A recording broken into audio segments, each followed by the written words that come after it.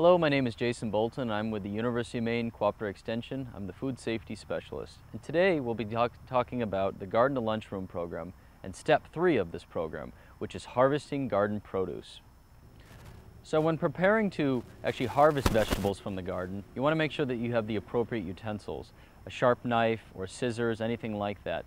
Now when you're doing this in a garden program when dealing with children, you want to make sure that the only ones harvesting with these sharp objects are the adults.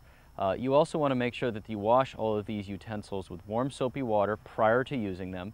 In addition, you want to make sure that these are designated for harvesting. So you want to make sure that things like knives and so forth that you use to cut meat or poultry or anything like that are used for those particular procedures, and that the ones that you use for harvesting are designated only harvest. When you're talking about harvesting, you also want to make sure that you're harvesting into some sort of container. And when you're using a container, you want to make sure you use a food grade safe container.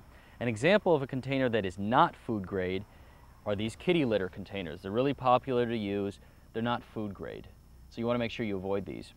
Things like large salad bowls are a good idea for kids. They're not too heavy. You can't put too much in them so that they're not too heavy.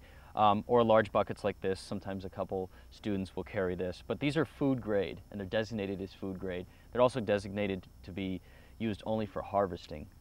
And just a reminder about personal hygiene, you want to make sure you go back to step 3, personal hygiene in the garden, and review washing your hands before entering the garden and before you're actually harvesting, and washing your hands after you're done harvesting prior to processing any of the produce.